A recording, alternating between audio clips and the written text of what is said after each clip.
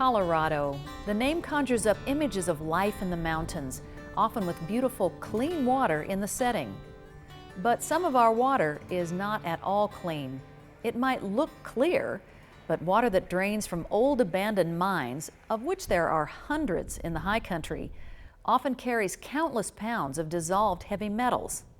Here's an example. It's near the Red and Bonita mines near Silverton. The gushing water has so much iron that it's turned the land bright red and killed the nearby wetlands. This water cannot support fish or other aquatic life. Now, these western scenes look nothing like those from the 1960s and 70s in eastern industrial states, when lakes caught fire and harmful sludge was openly dumped into rivers. These situations prompted the passage of the Clean Water Act of 1972, considered by many people to be this country's single most important piece of environmental legislation. In passing the Clean Water Act, Congress put in extremely high standards for water cleanup. This usually requires the building and operating of a water treatment plant, like this one in Idaho Springs, Colorado. The Argo Water Treatment Plant takes in polluted water from mine drainage, from mines that date back over 100 years. The water goes through a filtration system with 2-story high cylinders and a series of filters and treatments. At the end of this process, this engineering masterpiece extracts things like iron, zinc, and cadmium from the water, which is dried, compressed, and hauled off to the landfill. What you see here is a fraction of what is removed from the water every day. In 1 year, between 6,000 and 7,000 tons of waste heavy metals are pulled from this one draining Colorado mine. The water that leaves this facility feeds into Clear Creek and meets the stringent standards set by the Clean Water Act. The definition of what constitutes clean water is one of the provisions of the Clean Water Act. Another key provision states that the party that is responsible for polluting the water is also legally and financially responsible for cleaning it up. For the most part, it's a reasonable and logical provision. But in the case of water that drains out of many Colorado mines, it creates quite a dilemma. We're looking at historical mining often, which happened decades ago, and there is typically not a financially viable, legally responsible party available that the state or EPA could go to and say, you need to clean up this site. And for the hundreds of remote mine drainage sites like this one, achieving the purity standards set by the Clean Water Act is quite a challenge. You can't get all the way to water quality standards unless you put in very costly and expensive active treatment that these watershed groups and other entities are not going to have the resources to undertake. Well, it's impractical because you essentially need a building. So you need space, you need a flat area, you need to have people to have access to it, you need power, and you need a lot of money. And none of those things are in great supply. Durango resident Peter Butler has been trying to draw attention for more than 15 years to mine drainage in the high country. Butler is a member of the Animas River Watershed Group in southwestern Colorado, where he says treatment plants simply are not the right solution.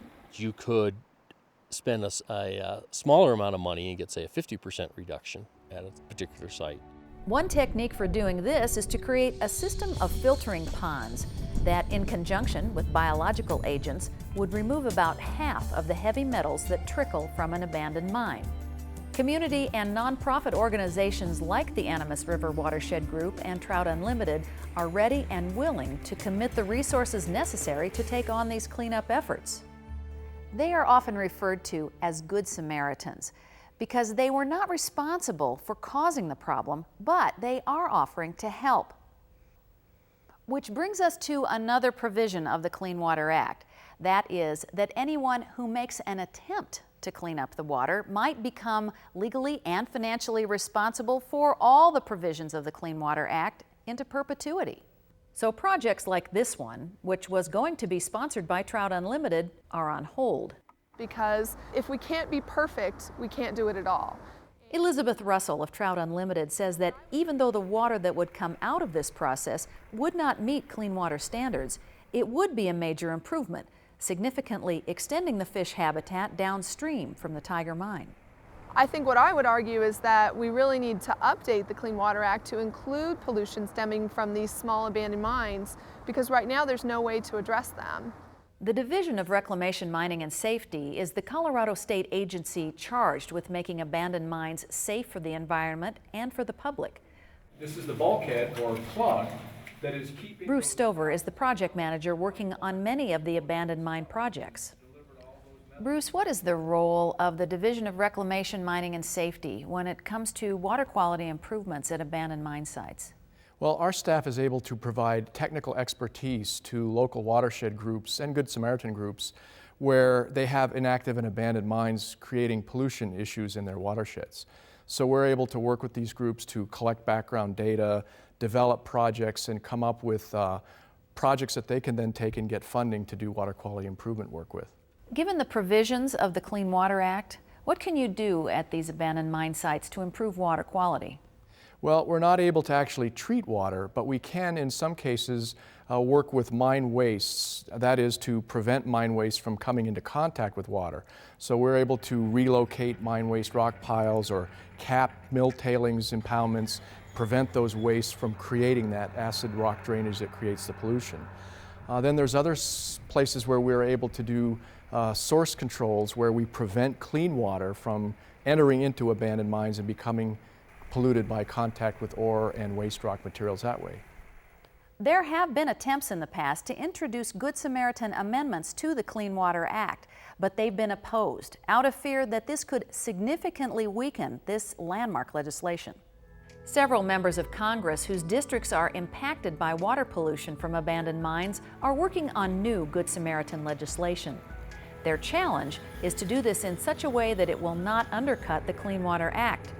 These legislators hope to enable citizens to become Good Samaritans and to begin improving water quality in our streams and rivers. For the Division of Reclamation, Mining and Safety, I'm Helen Gray.